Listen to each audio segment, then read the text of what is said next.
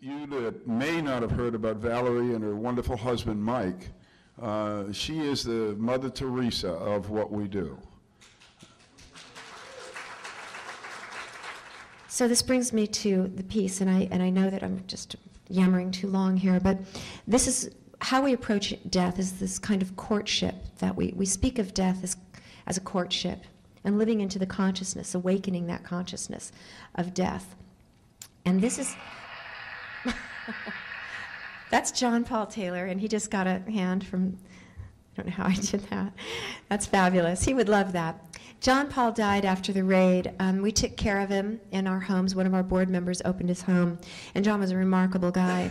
He could fix anything, and he did. He fixed a lot for many of us.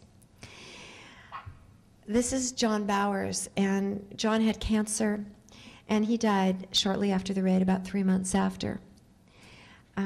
He had advanced cancer, and he told me that he really couldn't die until his caregiver, Jackie, got back from her vacation, because it really had to be all right with her that he died.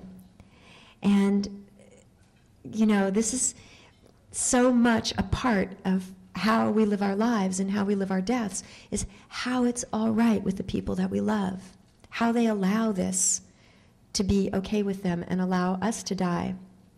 Plus, dying's a long process. I mean, we make cells all the time. It takes a long time to convince the body to stop making them.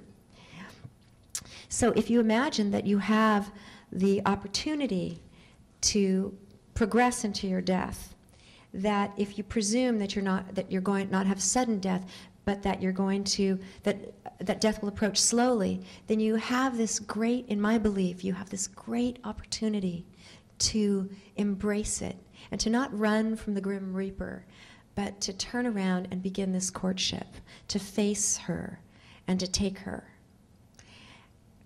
even as your lover, and to do this dance that's so remarkable. And my experience after 26 years, friends and family members that have died, is that marijuana can open the door.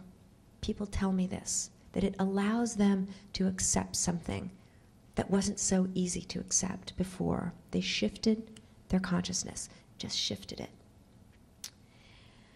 So, mostly I spend a lot of time sitting by people when they're dying, and it's a great honor to be asked to come in and mostly shut up, not advise. And as Ram Dass always says to me, don't take your expectation with you, because you don't know how it should be for somebody who's dying. You don't know what their level of pain is. You don't know what it should look like. And you don't know what their journey will be. Maybe they will share that with you. This is Patty and Elizabeth. I must have somehow put sound effects in with that. They're nice, so anyway, as long as I don't give myself a hand at the end. This is Patty and Elizabeth, and they're great teachers and mentors and friends.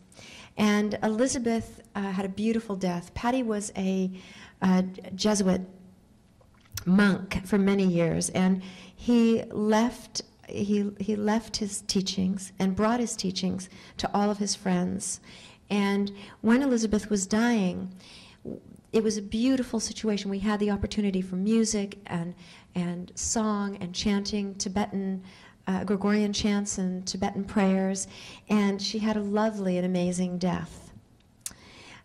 And this is Margot and her daughter, her son, and she too mimicked that kind of death. She had a beautiful, remarkable death where all of us stood around her bedside, her family, her children, and we sang and we chanted.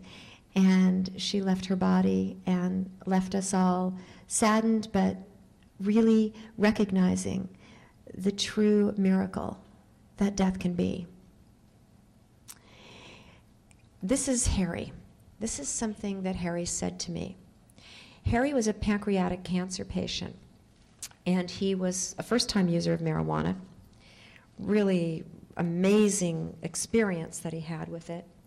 And he said that marijuana allowed him to experience a shift in consciousness, and he used those words. And he invited me to sit with them in the exquisiteness of the moment. Well, if you've ever sat in the exquisiteness of any moment, when you're invited in by somebody who is in this holy, holy, holy place, it is profound. So this is Harry. I hope it's not too dark to see. It's not. And that's his lovely wife, Barbara. And Harry was I'll tell you just a little bit about him. He was an engineer, and he had pancreatic cancer, so he lived a very short time, 3 months. And he had never tried marijuana. So when he did, he had all the benefit of that first time.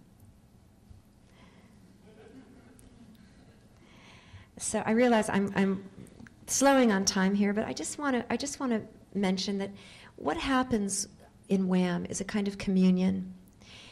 It's a communion of the richness of our lives, the joy that that brings, and the element of suffering, and the change that that brings into our life, the comparisons. It is the richest and most remarkable group of heroes that I've ever seen. This team of members went and locked the DEA behind closed gates, locked them in, and bargained for our release. These are the kind of heroes that I get to work with. So when I stand here and speak to you about our work, it's not work that's been done alone. All of you have been part of it, and there are almost 200 people at home that have worked with us to bring this here, and 140 of our members have died, 23 since the raid. It's something that we live with, and it's also the greatest gift because it helps us to prepare for our own deaths and maybe to welcome her as a lover. So I have so much more that I could talk about, but I won't waste time and cross into somebody else's. I thank you very much for having the opportunity to speak with you, and I also thank my friends and comrades in this movement. Thanks.